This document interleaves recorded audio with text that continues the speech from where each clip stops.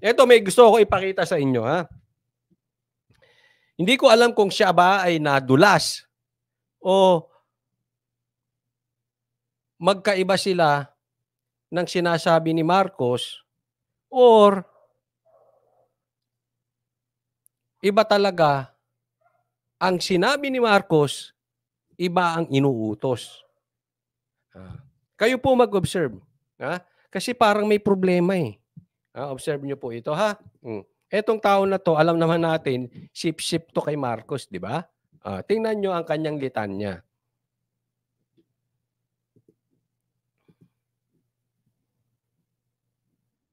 Kahit po Sunday, madaming balita. Ay, correct. Forward Ang natin. warrant of arrest. Yan ang kanyang paninindigan. Hindi ko alam kung sino ang nag-utos sa kanya yan. Demokrasya at rule of law. Period. Okay? Tuloy tayo sa iba nating mga balita. Ito, medyo merong...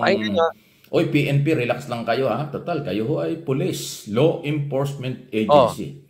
Kayo po ay trabaho to serve and protect. Tinuturuan niya yung PNP. Mga pulis, makinig kayo kay Abe. Ha? Pinapaalala niya yung trabaho niyo. Magaling na mama ito eh. Ay, tatawagan ko yung chief. May mga kakilala akong pulis eh. Chief, General, Major, Teniente. Makinig ka kay Abe. Tinuturuan kayo ng gagawin nyo ha. Okay, thank you, Colonel. Ang daming posisyon nun eh. Alam nyo, si Colonel Jean Pajardo, spokesman ng PNP, matapang na nagsasalita sa media nung isang araw na hindi daw nila ipapatupad ang warrant of arrest. Yan ang kanyang paninindigan. Hindi ko alam kung sino ang nag-utos sa kanya yan. Pasintabi na kay Colonel Pajardo, ma'am, huwag kayong magsabi ng tapos kasi hindi naman kayo ang Pangulo ng bansa. Ang galing na. Buhay Canada, maraming salamat. Tukbol Mike, ang ingay mo. Thank you, Buhay Canada 519. Ha? Mamaya po, bandang huli, papakita ko yung nakakadiring statement ni Lisa. Ha? Mamaya na yan. Ha? Pero eto muna tayo, eto muna. Tingnan nyo muna. Ha? Pajardo, sir, ay Madam Pajardo, hindi ka raw presidente. Siya na nagsabi, spokesperson. Hindi ko mo pinagtatanggol si Pajardo. Meron akong mga statement na hindi sang-ayon kay Pajardo. Kay Colonel Pajardo. Pero wala magagawa yan. Spokesperson eh. Kung ano ang galawan ng PNP, sasabihin niya. Spokesperson nga eh. Hindi mo ba naiintindihan? Pagka yun ang sinabi ng PNP, anong gagawin niya? Huwag niyang sabihin? May tao pa kaata. Hindi niya naman sinabing presidente siya eh. Ayaw kasi niya, yung sinabi ni Colonel Pajardo na hindi raw ise-serve ang warrant. Ang sinasabi nito, huwag ka magsalita ng tapos, hindi ka presidente. Teka muna, Mike Abe, sinabi ng presidente mo for the 100th time, hindi makikipagtulungan sa ICC. Ngayon, here you are, iba tono mo. Iba tono. Hindi daw si presidente. Sino masusunod sa inyo? Sabi ni Marcos nyo, hindi makikipagtulungan. Ikaw ngayon, iba. Sino masusunod? Ikaw ata gusto maging presidente, hindi si Marcos eh. Ang dami na nga gusto maging presidente pati nga nakisali. Huwag ka na makisali, Abe. Ang issue sa warrant of arrest at desisyon ng pamahalaan kung anong gagawin dito sa ICC at anong gagawin kung sakaling maglabas ng warrant of arrest, Office of the President, ang pulis susunod lang. Huwag naman sana. Tama naman, tama. Ang pulis susunod lang. Ang mag-i-issue, presidente. Huwag naman sana tama siya doon.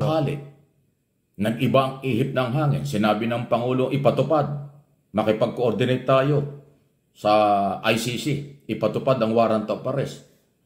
Pulis po ang uutusan. Katunayan. Kita mo ha. Bago tayo dyan sa katunayan, kasi dyan siya parang sa tingin ko parang nadulas o mali siya ng statement ha. Parang niya sinasabi, pag nagbago ng ihip ang hangin, uutusan ng PNP. So ibig mo, inaamin mo, magalit kayo rito kahit kayong mga makamarcos. Magalit kayo dito kay Mike Abe na ito. Bakit?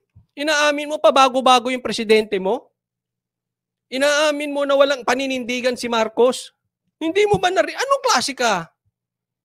Broadcaster kasi ito, hindi naman to vlogger, broadcaster to, SMNI na ito eh. Tingnan nyo, SMNI dati. Buhay Canada, maraming salamat. May binabasa si Tukmol, yan ang script. O, kita mo? Ang galing na, observe ng mga taong bayan. Thank you, Buhay Canada. Dapat magalit kayo dito, mga makamarcos. Sinasabi niya indirectly, yung presidente nyo na si Marcos, pabago-bago ng isip. Posible. Kita mo ang diin ng sinabi. Mike Abe, ilang bang gusto mong beses sasabihin ni Marcos?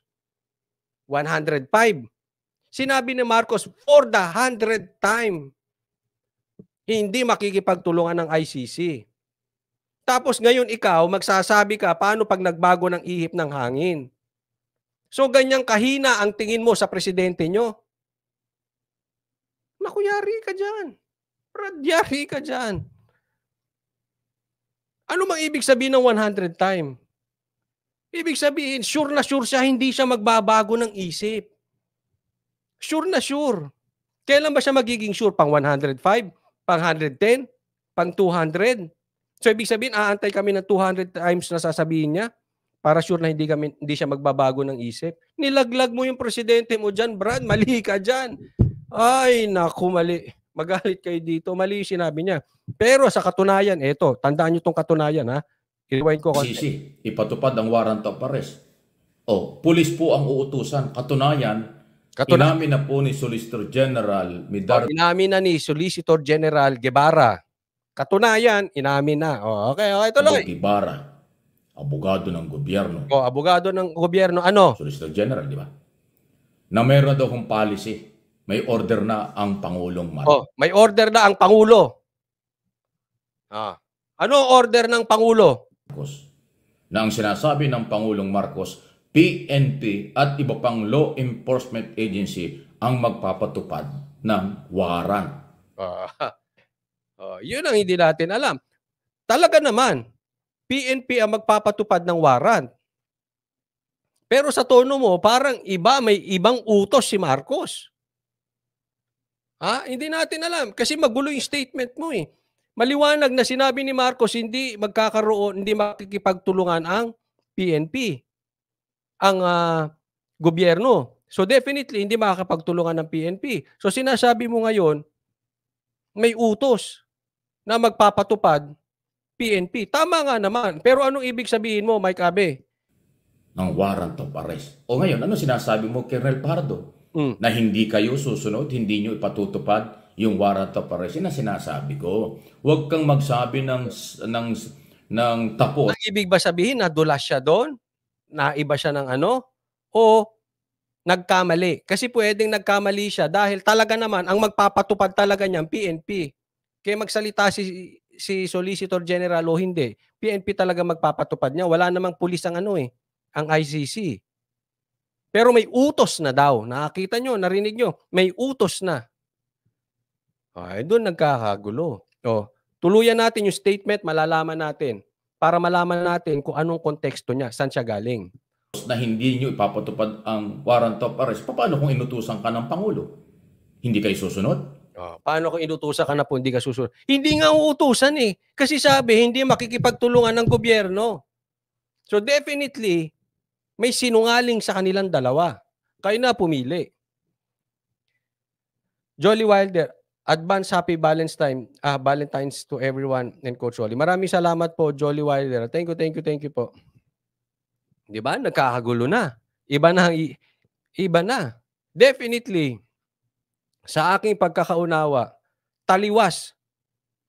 Magkaiba sila ng sinasabi ni Marcos nyo.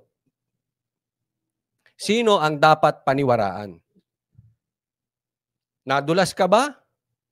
O mali ka ng statement?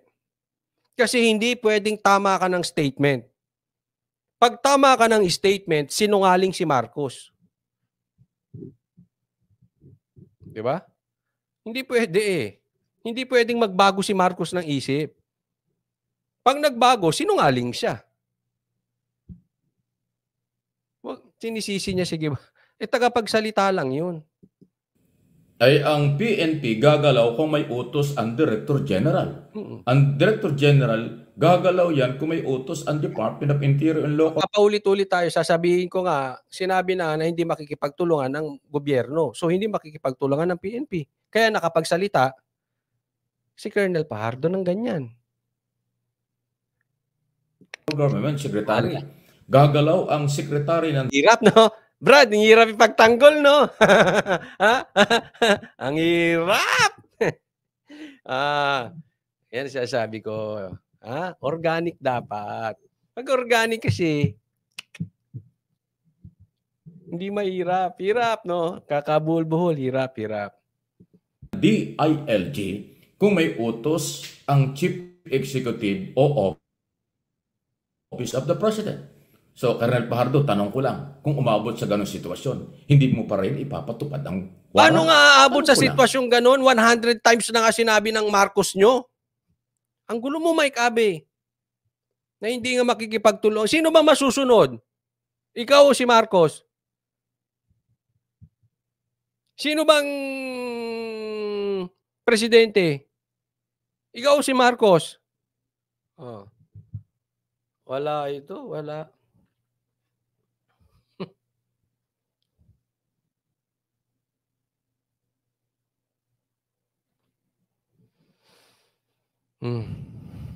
Sabi, Coach Oli, pakitanggal ang itsura ni Tukmol, nakakasuka.